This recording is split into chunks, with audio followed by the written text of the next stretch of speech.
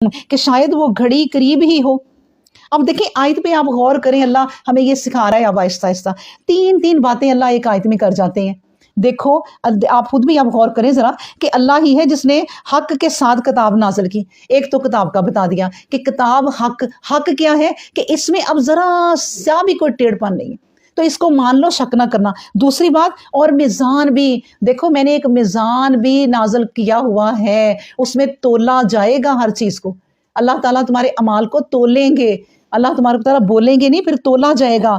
और इंसान तुझे क्या मालूम कि शायद वो घड़ी करीबी हो। तीसरी बात, यानी अल्लाह पर तुम क्यामत क्यामत करते हो, बस हर अपनी नेक्स्ट घड़ी को ये सोच के गुजारो कि कहीं आखिरी ना अगली हो, क्या पता अगली ही घड़ी आखिरी हो।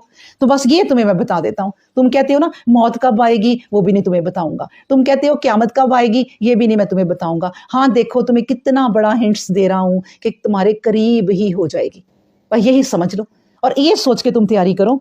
उसके बाद बताया वो लोग जो इस पर ईमान नहीं रखते, इसकी जल्दी मचाते रहते हैं, और वो जो ईमान रखते हैं वो इससे डरते रहते हैं, और वो जानते हैं कि बिलाशुबा वो बरहक है। याद रखो, जो लोग इस घड़ी के आने में झगड़ते हैं वो बड़ी ही गुमराही में है।